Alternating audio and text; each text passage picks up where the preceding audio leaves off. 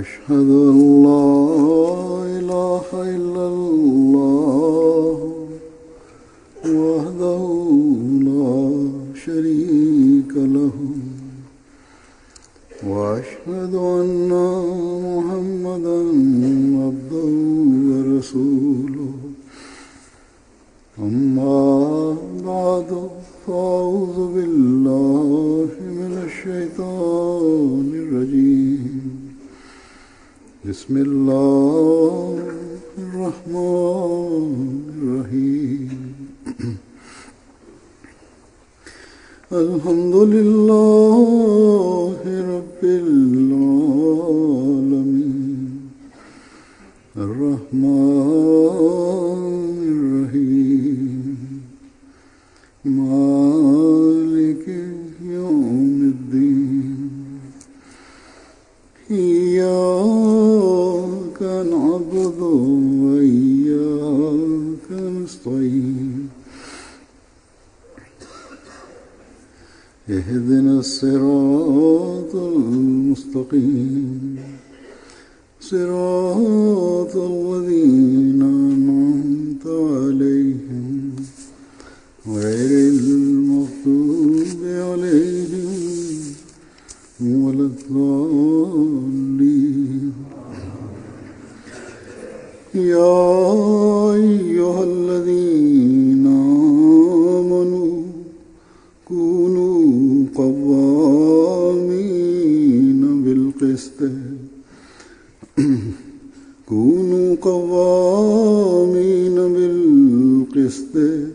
شهداء لله ولو على أنفسكم أو الوالدين والأقربين إن يكن غنيا أو فقيرا فالله أعلى بهما ولا تتبعوا الهوى أن تعدلوا وإن تلووا أو تعرضوا فإن الله كان بما تعملون خبيرا.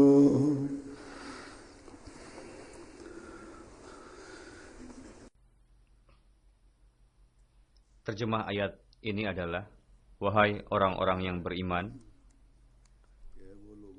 jadilah kamu penegak keadilan, menjadi saksi karena Allah, walaupun terhadap dirimu sendiri atau terhadap ibu bapa dan kaum kerabatmu. Jika ia kaya ataupun miskin, maka Allah lebih tahu kemaslahatannya. Maka janganlah kamu mengikuti hawa nafsu karena ingin menyimpang dari kebenaran. Dan jika kamu memutarbalikan kata-kata atau enggan menjadi saksi, maka ketahuilah Allah Maha Teliti terhadap segala apa yang kamu kerjakan.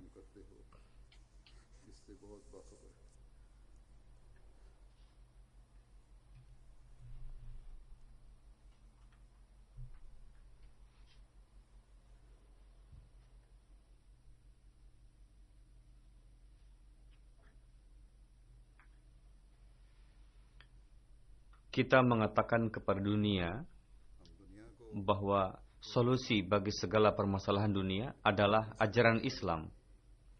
Untuk itu, kita mempersembahkan ajaran Al-Quran kepada dunia. Ketika saya berkunjung di Kanada, ada seorang wartawan bertanya kepada saya bahwa apa solusi yang kalian persembahkan untuk permasalahan dunia ini.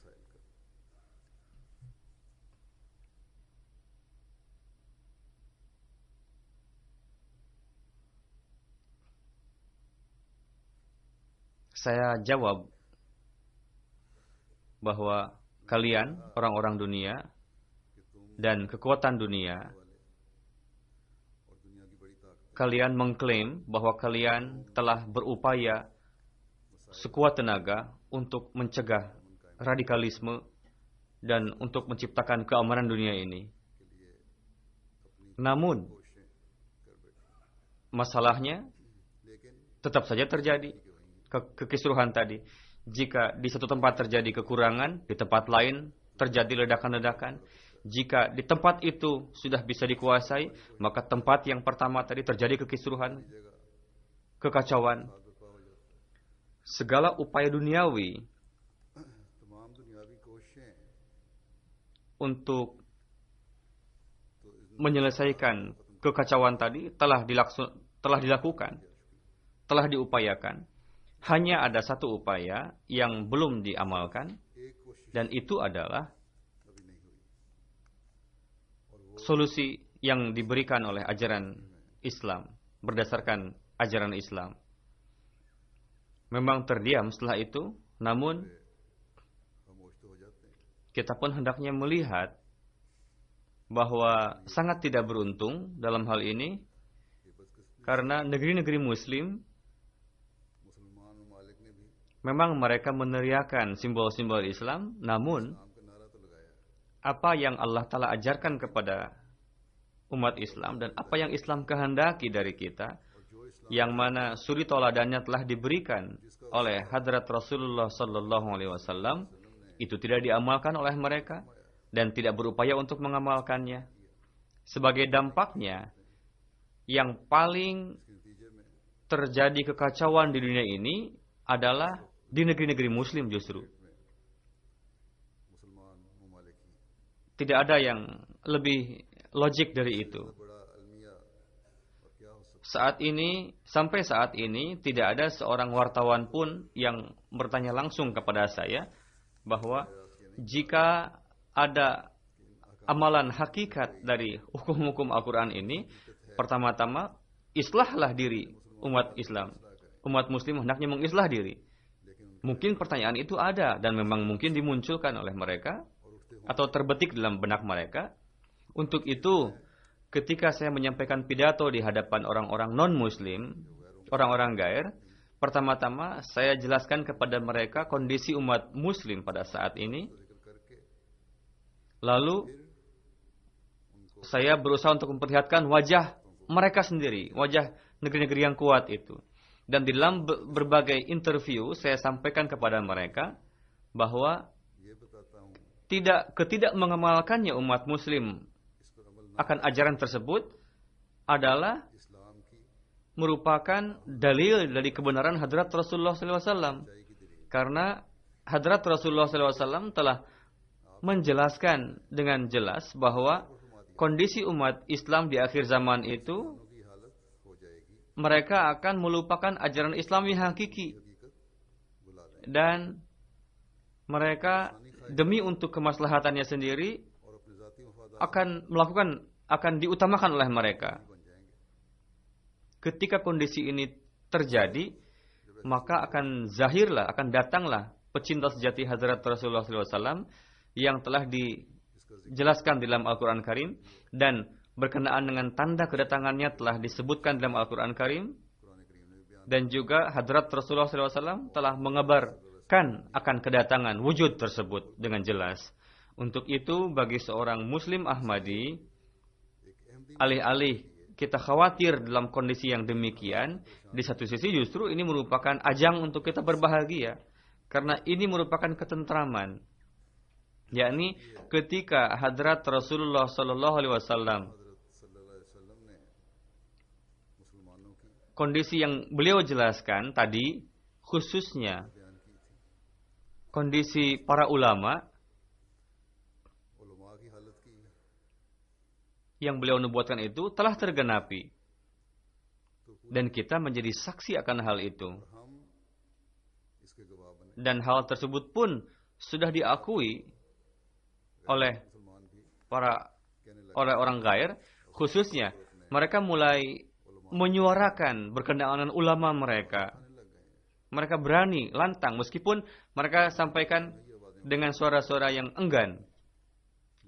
Dan kita para Ahmadi dari sisi ini berbahagia karena kita telah menjadi orang yang termasuk ke dalam orang dalam penggenapan sisi lain dari nubuatan Rasulullah SAW. Dan kita telah beriman kepada pecinta sejati hadrat Rasulullah SAW dan utusan yang Allah Ta'ala kirim ke dunia ini, yang dengan perantaraannya kebangkitan Islam yang kedua telah dimulai. Namun, apakah hanya dengan hal tersebut akan menjadikan kita orang yang meraih tujuan kita? Ini merupakan pertanyaan yang setiap kita harus merenungkannya. Ayat yang saya tilawatkan tadi,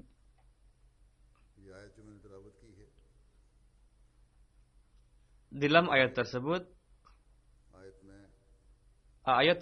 banyak sekali saya sampaikan di dalam pidato-pidato di hadapan orang gair, dan saya sampaikan kepada mereka bahwa Islam ketika mengatakan untuk menegakkan keadilan, maka untuk itu standar yang ditegakkan oleh Islam dijelaskan di dalam ayat tersebut.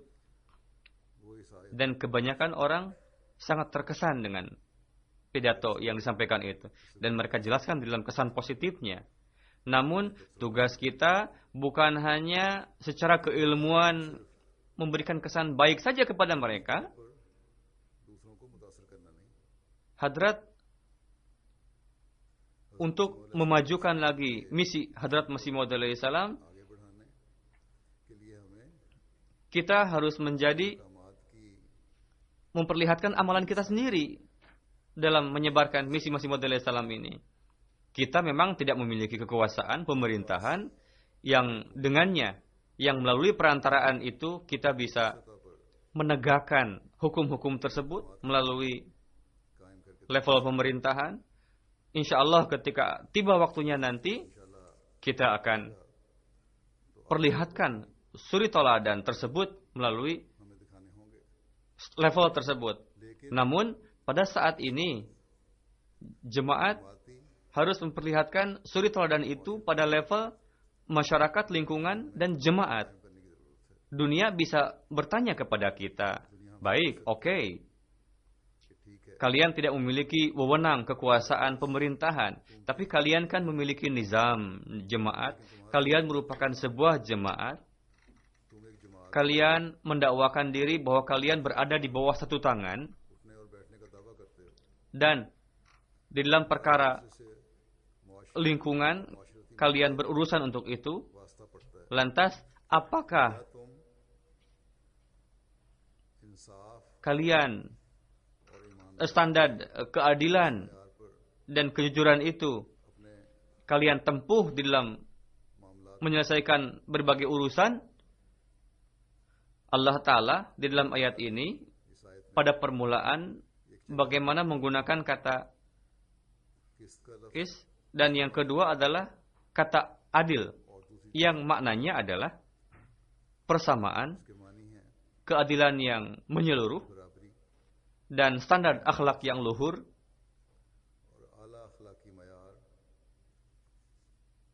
menjauhi sepenuhnya sikap berat sebelah dan memihak salah satu pihak. Jadi setiap kita perlu untuk melihat apakah kita memperhatikan hal tersebut, dan kita apakah di dalam menyelesaikan suatu permasalahan kita memperhatikan hal tersebut atau tidak? Apakah kita siap untuk memberikan kesaksian untuk menegakkan standar tersebut? Apakah untuk menegakkan standar tersebut kita siap untuk memberikan kesaksian yang menentang orang tua kita sendiri? Apakah untuk menegakkan standar tersebut kita siap untuk memberikan keputusan yang bertentangan dengan kerabat kita? Pertama-tama untuk anak kita misalnya. Apakah untuk menegakkan standar tersebut kita siap untuk menekan yang menjadi hawa nafsu kita? Dan secara amalan, apakah kita bisa memperlihatkan hal tersebut? Ini semua hal-hal yang memang bukan sepele. Pada zaman ini, Hadrat Rasulullah Sallallahu Alaihi Wasallam, pecinta sejati Hadrat Rasulullah Sallallahu Alaihi Wasallam telah memperlihatkan suri teladan tersebut kepada kita, sehingga banyak sekali riwayat ketika ada seorang tuan tanah di Kadian, terjadi suatu kasus antara dua keluarga itu, dan untuk menjelaskan kebenaran di pengadilan, bagaimana Hazrat Masih Maud Islam tidak memperdulikan bahwa keluarganya akan rugi dengan keputusan itu, melainkan meskipun dia tahu bahwa beliau ini adalah pemiliknya dan mendapatkan bagian dari tanah tersebut, namun karena beliau tahu bahwa beliau alaihissalam selalu menegakkan keadilan dan jujur dalam memberikan kesaksian. Dan memang beliau melakukan hal tersebut, Hadrat Masih Maud alaihissalam ini. Jadi, bagaimana beliau alaihissalam ingin menegakkan standar tersebut di dalam diri umat beliau, pengikut beliau. Untuk itu, beliau ingin menciptakan sebuah jemaat yang mengamalkan hukum-hukum Al-Quran Karim, yang standar kebaikannya luhur, tinggi. Untuk itu,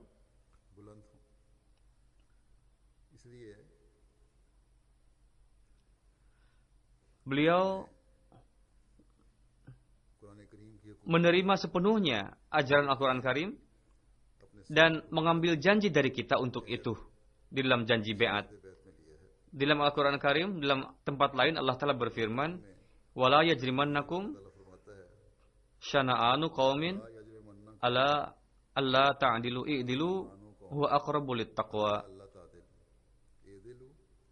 Berkenaan dengan hal ini, Hadrat Masih Maud alaihissalam bersabda, yakni permusuhan kaum musuh,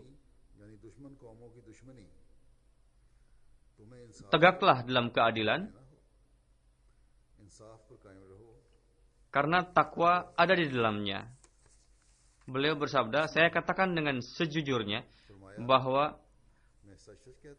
bersikap baik kepada musuh memang mudah, tapi menjaga hak-hak musuh dan bersikap adil di dalam pengadilan kepada musuh, ini adalah sulit. Dan ini merupakan pekerjaan seorang yang betul-betul gentle. Beliau bersabda, kebanyakan orang, memang mereka mencintai musuhnya dan menyampaikan hal-hal yang manis di hadapan musuhnya. Namun, mereka merampas hak-hak musuhnya. Menekan. Seorang saudara mencintai saudara yang lainnya, dan di balik kecintaannya itu, dia menipu saudaranya dan merampas hak si saudaranya itu. Beliau alaihissalam menaruh harapan kepada para anggota jemaat beliau supaya standar mereka luhur dan mereka mengamalkan sesuai dengan ajaran Al-Quran. Itu yang beliau harapkan. Orang yang jangan sampai termasuk ke dalam orang-orang yang merampas hak orang lain. Jika mendapatkan wewenang untuk memutuskan, maka putuskanlah. Jangan memperhatikan ikatan jasmani, persaudaraan di antara. Meskipun dengan keputusan itu dapat merugikan orang tua, dapat merugikan kerabat, dapat merugikan anak. Namun, standar keadilan yang tinggi harus ditegakkan dalam memutuskan. Jadi, suri toladan ini ketika kita tegakkan di antara kita, maka kita bisa katakan kepada dunia bahwa pada hari ini kitalah yang membawa revolusi di dalam diri dan mengamalkan ajaran Islam. Kita pun bersikap adil kepada musuh, memberikan kesaksian yang benar, meskipun itu bertentangan dengan diri sendiri, meskipun itu bertentangan dengan orang tua, dengan kerabat, dengan anak. Suri toladan ini kita tegakkan ये नमूने supaya ये कायम कर karena di masa yang akan datang kitalah yang akan membimbing dunia. दुनिया की रहनुमाई हमने करनी है। Jika suri tauladan ini tidak ada, maka kita akan jauh dari perintah-perintah Allah Ta'ala अल्लाह ताला के हुक्म dan akan terjerumus menjadi orang yang khianat kepada atas janji-janji kita.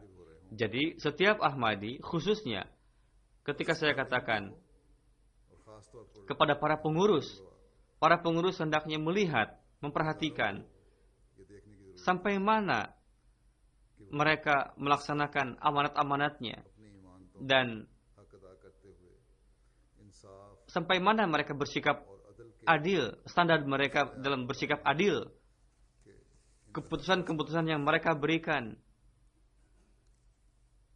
जो है apakah sudah आलम bersikap adil? Saya pergi ke Kanada, में कनाडा गया di sana pun तो वहाँ भी sebagian pengurus बाज अहदेदारों atau orang-orang yang diserahkan kepada mereka, जिनके पास बाकायदा अहदा तो नहीं pengkhidmatan kepada mereka, बाज के ada keluhan terhadap mereka dari orang-orang bahwa orang-orang ini, pengurus ini tidak bersikap adil dalam memutuskan. से काम नहीं लेते Terkadang sebagian orang mereka justru malah condong untuk memberikan keputusan kepada kerabatnya, memenangkan kasus kerabatnya di dalam memberikan keputusan. Oke. Memang keputusan harus diberikan bagaimanapun फैसला होना होता है dan memang keputusan terpaksa diberikan फैसला होना dengan लेकिन दोनों free tapi kedua belah pihak harus होनी चाहिए merasakan bahwa suaranya itu didengarkan और सुनने के बाद dan फैसला करने वाले ने अपनी अकल के मुताबिक नतीजा अख्ज़ किया di dalam kasus ada एक तो इसमें मामलात में जिनकी public dealing kita berurusan dengan umum, yakni bidang Dewan Kodo, itu pun berurusan dengan umum warga jemaat से ताल्लुक है yang bertugas untuk memutuskan perselisihan di antara jemaat. Lalu bidang umur amah juga berurusan dengan umum, publik. Lalu bidang tarbiyat juga. Lalu islah komite juga. का शोबा है और इस्लाही committee Lalu dalam beberapa perkara dibuat komisi untuk melakukan penyelidikan.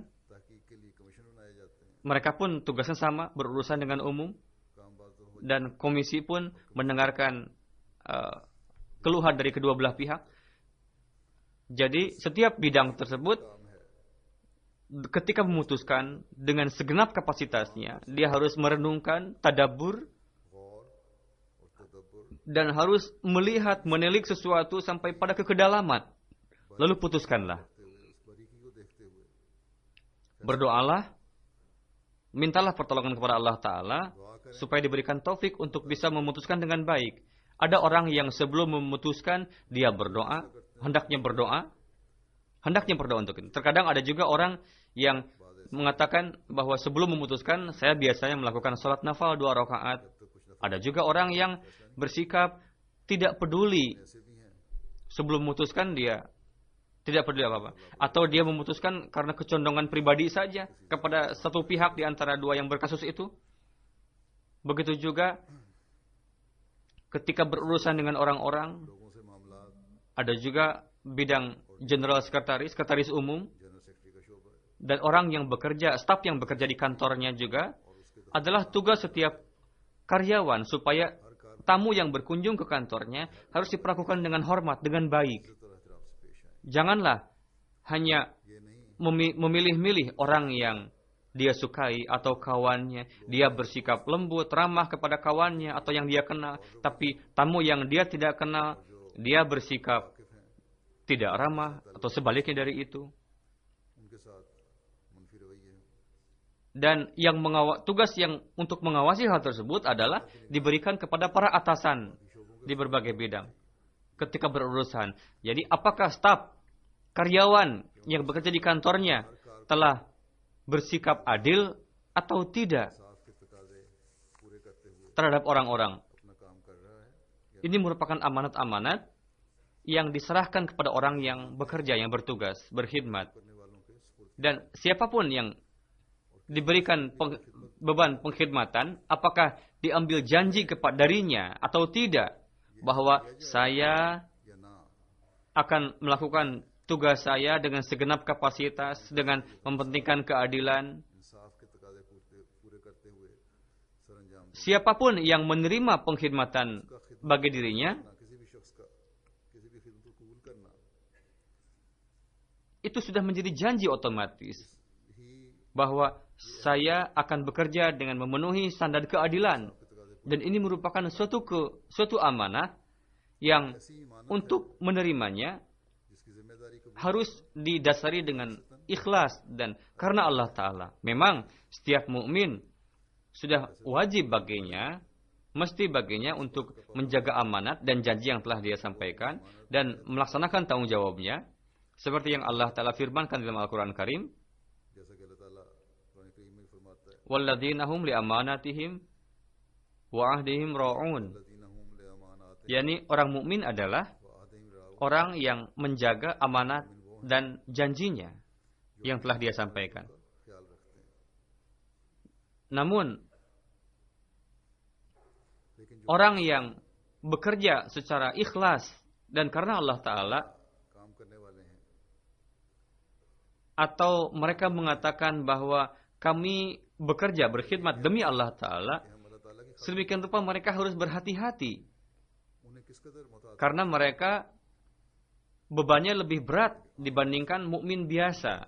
जिनके खासतौर पर जिम्मेदारियां Saya pun perlu menjelaskan dalam hal ini bahwa jangan hanya beranggapan यहाँ ये भी bahwa कि सिर्फ ये ना समझे yang bertanggung jawab untuk hal ini, saya berbicara kepada pengurus level pusat saja. Tidak. Saya di sini pun termasuk para ketua cabang, para majelis amilahnya. Mereka harus mengevaluasi diri. Apakah mereka tengah bersikap adil atau tidak? इंसाफ Dan di sini pun saya tidak hanya berbicara kepada orang Kanada saja. Ada juga keluhan dari Jerman, dan di sini pun sama, di tempat-tempat lain pun sama, negeri-negeri lain. और यहाँ भी Jadi और दूसरे बाद ममालिक में भी perlu bagi kita untuk meluruskan sikap kita, akhlak kita. करने की Jika tidak, जरूरत है हर जगह kita tidak akan memenuhi standar keadilan इंसाफ के तकाजे dan tidak hanya ना सिर्फ tidak memperhatikan amanat dan janji kita, melainkan kita akan तो ख्याल नहीं रख रहे pun disebut sebagai orang yang khianat. खयानत के मुर्तकब हो रहे हैं Allah Ta'ala berfirman और अल्लाह ताला bahwa Allah Ta'ala tidak mencintai orang-orang yang berkhianat. खयानत करने वालों को Alih-alih berkhidmat untuk mencari ganjaran, मत करके सवाल justru के बजाय malah bersikap नाइंसाफ tidak adil atau bersikap sombong, को बराना justru itu akan menarik murka Allah Ta'ala, memancing murka Allah Ta'ala. Jadi, di mana ada kelemahan, kesalahan, kekeliruan, di sana untuk menyembunyikan kesalahan-kesalahan tadi, alih-alih mencari-cari alasan, उजरे लंग तलाश करने के बजाय justru kita harus beristighfar dan berupayalah untuk memperbaiki diri.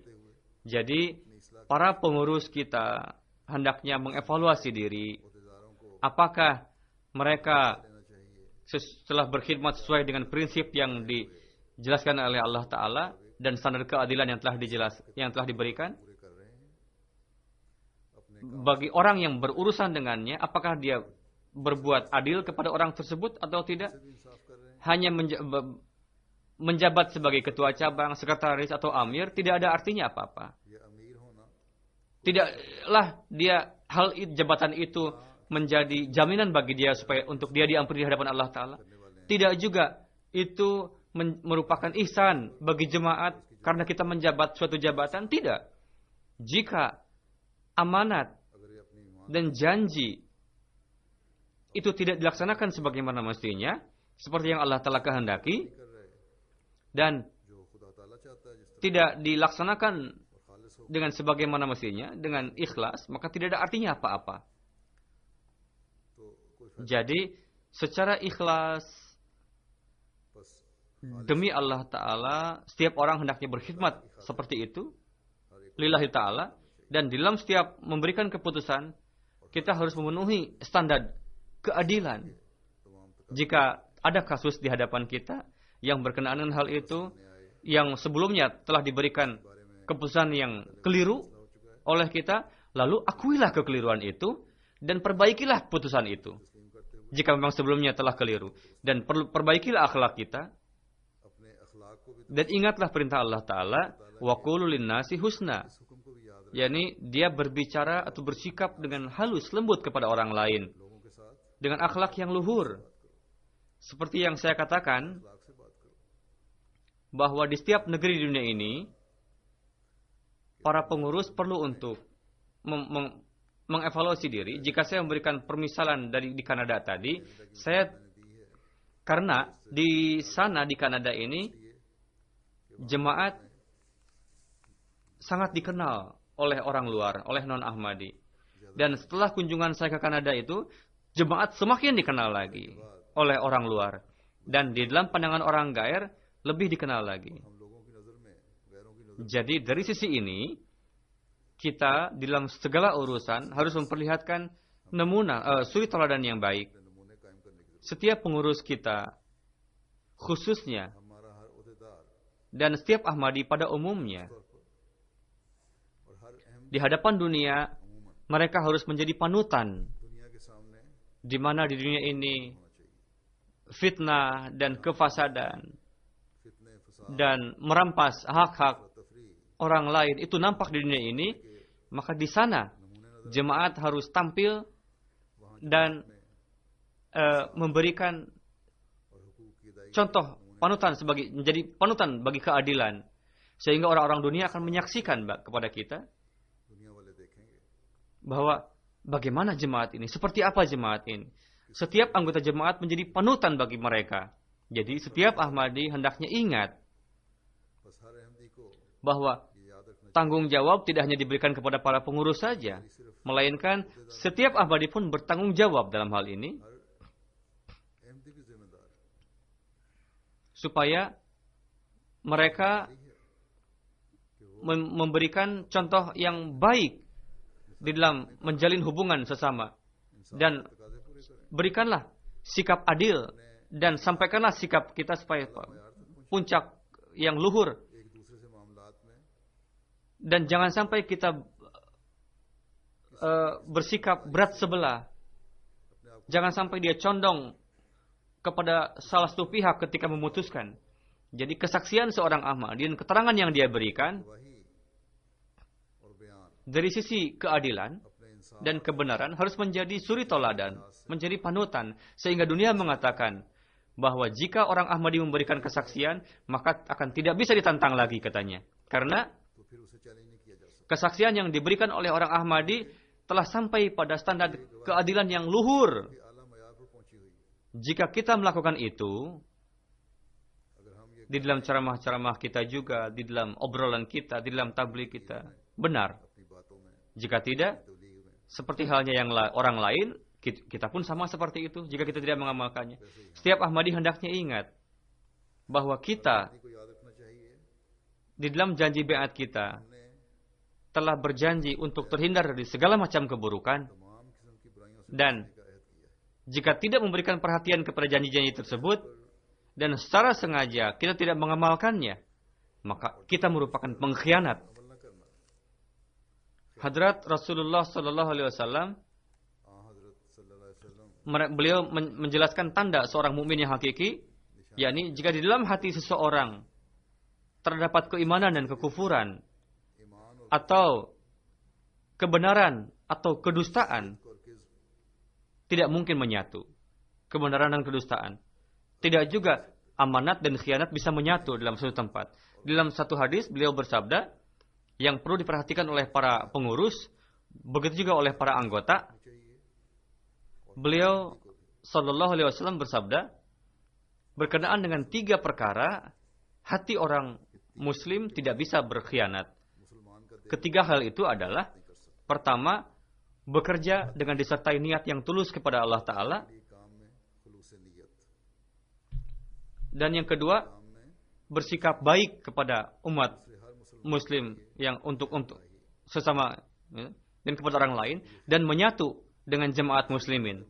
Seperti yang saya katakan, tanggung jawab kepada yang melaksanakan tanggung jawab kepada agama Allah Ta'ala dan bersikap adil, lalu melaksanakan itu dengan niat yang tulus, dengan yang ikhlas, inilah yang merupakan pelaksanaan dari hak-hak tanggung jawab kepada Allah Ta'ala.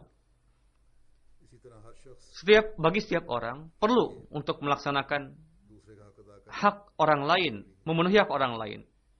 Jika kita melaksanakan keadilan पूरे करते हुए dan एक दूसरे का हक अदा करने menjadi orang yang memenuhi itu, maka penuntutan hak dengan sendirinya akan hilang. Orang tidak akan ada yang mengatakan, berikanlah hak saya. वाले मैंने मेरा हक तो Dan inilah yang यही tanda yang diberikan oleh Rasulullah SAW berkenaan dengan muslim yang hakiki. Setiap Ahmadi hendaknya ingat bahwa फिर हर अहमदी को याद रखना menyatu dengan jemaat muslimin, कि जमात मुस्लिमीन से चिमटे रहना inilah yang akan menjadikan seseorang menjadi muslim yang hakiki. जो है यही हकीकी मुसलमान Pada saat ini, di dunia ini, hanya satu jemaat, इस वक्त दुनिया में सिर्फ और सिर्फ yakni jemaat Ahmadiyah. Muslim, jemaat Muslim Ahmadiyah. जमात Ahmadiyya Inilah satu-satunya jemaat di dunia ini yang dikenal dengan sebuah nama. एक नाम से पहचान Selain itu, tidak ada jemaat lain yang bersifat internasional के अलावा और yang di dunia ini dikenal dengan satu nama.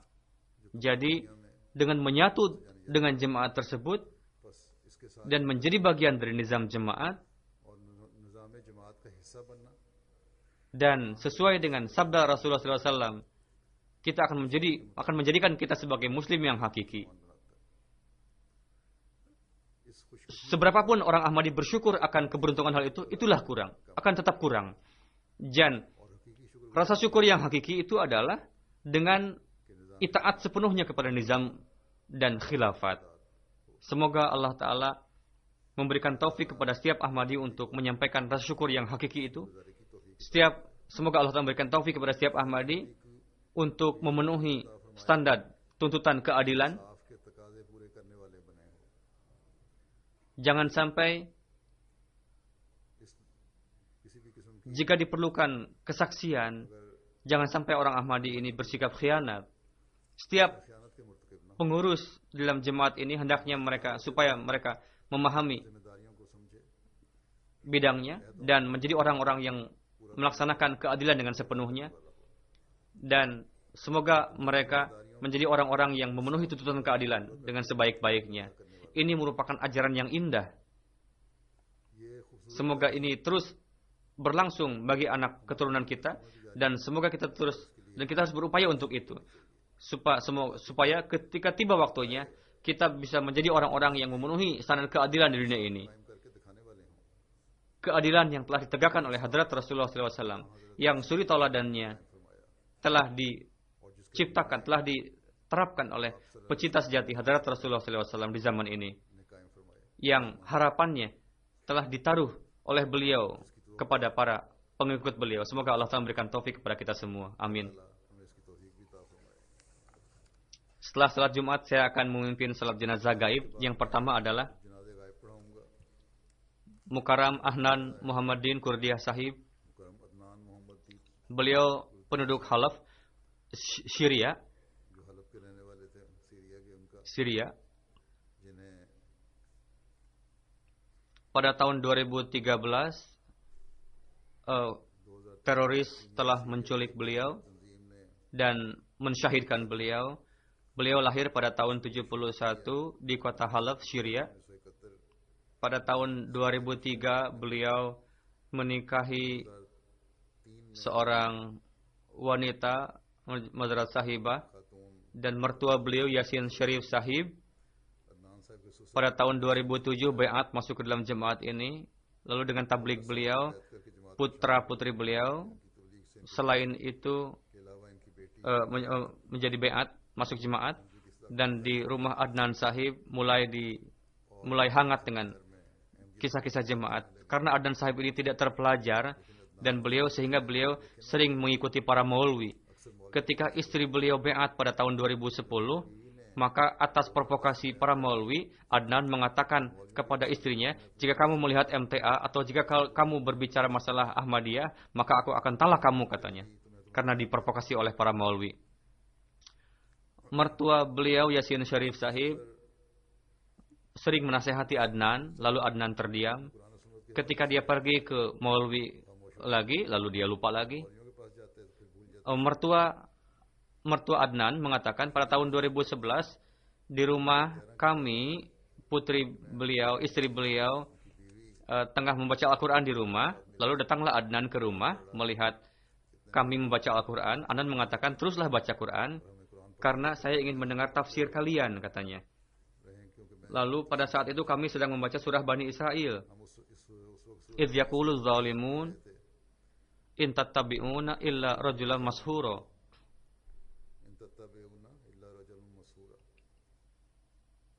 yakni ketika orang zalim mengatakan bahwa kalian mengikuti orang yang dapat tersihir, katanya. Maksudnya Rasulullah nauzubillah. Saya mengatakan, mertua beliau mengatakan, saya mengatakan kepada Adnan bahwa adalah zalim orang yang menuduh Rasulullah SAW bahwa Rasulullah SAW adalah pernah tersihir. Dan tapi orang Muslim meyakini bahwa Rasulullah pernah disihir, katanya. Padahal akidah Jemaat Ahmadiyah itu dianggap keliru dan tidak pernah dan tidak mungkin. Mendengarkan hal itu, Adnan langsung mengangkat telepon dan menelepon para maulwi. Apakah betul Nabi Karim SAW pernah tersihir? Maulwi mengatakan memang telah tersihir dan itu ada dalam Bukhari, katanya. Adnan mengatakan, saya adalah orang pendosa dan rendah, katanya. Saya tahu bahwa ada orang-orang terdekat saya berupaya untuk menyihir saya, tapi saya tidak terpengaruh saya oleh sihir itu, katanya. Lantas, bagaimana Rasulullah SAW adalah kekasih Allah Ta'ala yang sangat dicintai Allah Ta'ala? Bagaimana saya bisa meyakini bahwa Rasulullah pernah tersihir? Lalu beliau menutup teleponnya. Lalu istri beliau mengatakan, setelah peristiwa itu, beberapa hari setelah itu, Adnan terus merenung, lalu mengatakan kepada saya bahwa saya berkeinginan supaya istri saya memiliki akhlak yang soleh. Saya melihat semenjak kamu masuk jemaat ini, katanya, telah terjadi revolusi akhlak dalam diri kamu. Begitu juga kamu mulai memperlakukan anak dan kerabat dengan baik. Ini adalah dari Allah Ta'ala. Untuk itu saya ingin beat masuk dalam jemaat ini. Lalu beliau beat masuk jemaat. Almarhum mengatakan sebelumnya, istri beliau mengatakan ada teroris yang menentang jemaat. Mendengarkan perkataan mereka, saya sangat sedih dan saya sampaikan kepada Adnan. Lalu Adnan mengatakan, biarkanlah mereka. Janganlah berdebat dengan mereka, dengan para teroris ini. Tugas kita hanya bekerja saja. Lalu pada tanggal 20 Juni 2013,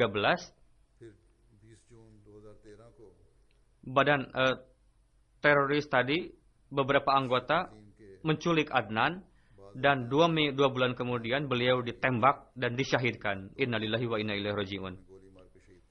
Ketika disyahidkan umur beliau 42. Memang saya mendapatkan mimpi, tapi tidak ada informasi, katanya. Suatu ketika ada satu penentang yang datang kepada saya dan mengatakan, apakah kamu menunggu suami kamu? Dia tidak akan datang karena dia telah dibunuh. Saya sudah menasihati orang itu, katanya, suami kamu untuk meninggalkan Ahmadiyah, tapi dia tetap mengatakan, saya tidak akan meninggalkan Ahmadiyah, meskipun kepala saya harus terpenggal, katanya. Memang pensyahidannya telah terjadi cukup lama, tahun 2013, tapi baru diketahui. Karena itu, istri beliau mengatakan, beliau adalah soleh, orang yang soleh, dan dawam sholat, beliau senantiasa berwudu, dan beliau ayah yang penuh kasih sayang kepada anaknya, memperhatikan tarbiyat anak, dan beliau selalu menolong orang lain dan bersilaturahmi. Beliau dawam dalam canda dan berusaha untuk menjadi yang terdepan di dalam canda. Mertua beliau mengatakan, setelah menerima Ahmadiyah, timbul satu keikhlasan dalam dirinya. Dan dia mewakafkan kendaraannya untuk orang-orang jemaat. Jika beliau sering menyetir membawa para Ahmadi untuk acara-acara jemaat dan membawa wanita juga sampai ke sadar lajnah untuk acara-acara jemaat. Dan ketika para Ahmadi ingin memberikan upah kepada beliau untuk bensin, beliau menolaknya. Beliau menanggung biaya bensin. Beliau selalu terdepan di dalam canda dan selalu mengatakan, karena canda ini banyak sekali keberkatan dalam pekerjaanku, katanya. Dan beliau memberikan permisalan juga bahwa ketika saya iuran dengan orang untuk membeli sebuah kendaraan, lalu Allah Ta'ala memberikan taufik setelah membayar canda, sehingga beliau terpisah dari sokongan orang lain dan membeli sendiri kendaraan itu.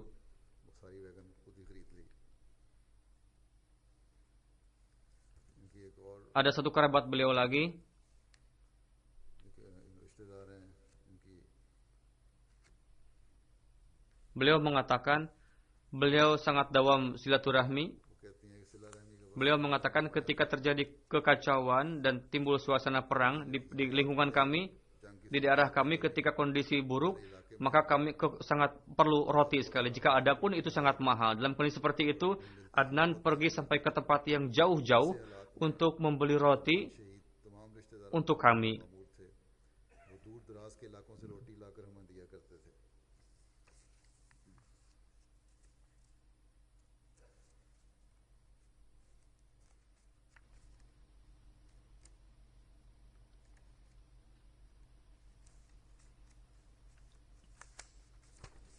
Almarhum meninggalkan istri dan 5 anak. Beliau ada 2 istri. Dari istri pertama 5 anak, dari istri kedua 3. Alhamdulillah semuanya sudah sampai di Kanada, keluarga beliau. Jenazah yang kedua Mukarram Bashir Begum Sahibah, istri dari Mukarram Cimas Sahib Kadian. Pada tahun 2016, beliau wafat pada umur 93 setelah sakit panjang. Innalillahi wa inna ilaihi rajiun. Pada tahun 23 beliau lahir di Pakistan. Saat itu belum ada Pakistan. Daerah di Pakistan, di Hindustan. Pada tahun 44 beliau menikah dengan Cima Sahib. Cima Sahib pada tahun 47 beliau datang ke Kadian dan mewakafkan diri untuk menjaga Kadian. जब आने के वक्त किया तो ये भी Pada tahun 52 beliau almarhumah pergi dengan suami beliau ke Kadian untuk mengarungi kehidupan darwish dan sangat mencintai Kadian. Dan beliau menemani suami 36 tahun dengan baik sekali. Beliau bertakwa, mencintai orang lain, mukhlis. Jika ada yang meminta keluar ke rumah, tidak pernah membiarkan orang itu kembali dengan tangan kosong. Beliau biasa berpuasa penuh bulan Ramadan dan menamatkan Al-Quran Karim rutin. Dan beliau menasihati putra-putri beliau untuk sholat berjamaah dan itaat kepada nizam jemaat dan menasihati untuk itu. Beliau banyak berdoa dan beribadah, sabar juga, bersyukur, dan beliau memberikan tarbiyat dengan baik dan yang penuh kasih sayang kepada orang lain. Beliau biasa melihat kasyaf dan ru'ya. तमाम औलाद के रिश्ते खालिस दीनी मकासद को सामने रखते हुए किए इन्होंने Almarhumah adalah seorang musiah dan meninggalkan 3 anak perempuan dan 5 anak laki-laki. 3 anak laki-laki beliau adalah wakaf zindagi. Salah satunya adalah Tahir Ahmad Cima Sahib, dosen Jami Ahmadiyah. Satu putra beliau Mubarak Cima Sahib, in charge di kantor Ulia dan sekretaris Syura India juga. Semoga Allah Ta'ala memberikan derajat yang luhur di sisinya. Amin. Jenazah yang ketiga adalah Mukarram Rana Mubarak Ahmad Sahib. Beliau penduduk Lahore, lalu hijrah kemari. Pada tanggal 5 November 2016 beliau wafat. Innalillahi wa inna ilaihi rajiun. Ayah beliau Rana Muhammad Yaqub Sahib, beliau beat berdasarkan mimpi. Setelah itu keluarga menentang beliau dan beliau terpaksa meninggalkan rumah. Lalu setelah itu ibu beliau menerima jemaat. Sejak kecil beliau senantiasa terdepan di dalam mengkhidmati jemaat. Sejak permulaan beliau memiliki keikhlasan dengan khilafat dan jemaat. Beliau mengkhidmati jemaat mulai dari tahun 67 sampai akhir. Lalu di Lahore beliau sebagai kaid majelis sekretarisma selama 30 tahun beliau sebagai ketua jemaat. Setelah itu beliau sebagai sekretarisma di Kabupaten Lahore dan sekretaris Tahrik Jadid dan Waqfi Jadid juga.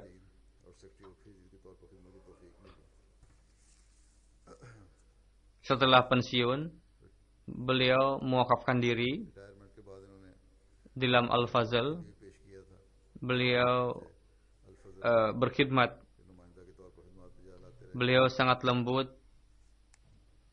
dan pendoa, dawam dalam canda, mencintai khilafat. खिलाफत से दिली मोहब्बत रखने वाले मुखलिस इंसान थे Di Al-Fazl beliau sering menulis topik-topik dan topiknya sangat baik. मज़ामीन भी लिखा करते थे और उनके मज़ामीन Ketika beliau tinggal di Pakistan, beliau जब तक ये पाकिस्तान में रहे sering menjelaskan berkenaan kondisi di sana, dan उसके बारे में इतला beliau pun sering meminta supaya untuk mendoakan orang lain.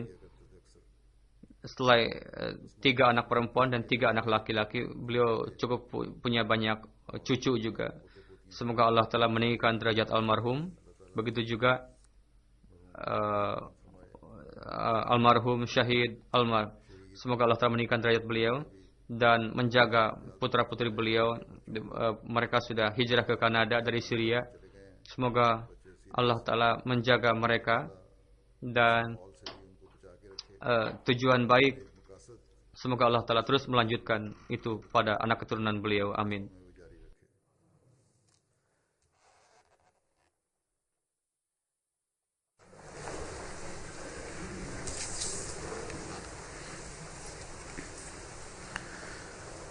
الحمد لله نحمده ونستعينه ونستغفره ونؤمن به ونتوكل عليه ونعوذ بالله من شرور أنفسنا ومن سيئات أعمالنا من يهده الله فلا مضل له ومن يضلل فلا هادي له ونشهد أن لا إله إلا الله ونشهد أن محمدا عبده ورسوله عباد الله رحمكم الله إن الله يأمر بالعدل والإحسان وإيتاء ذي القربى وينهى عن الفحشاء والمنكر والبغي يعظكم لعلكم تذكرون اذكروا الله يذكركم وادعوه يستجب لكم ولذكر الله أكبر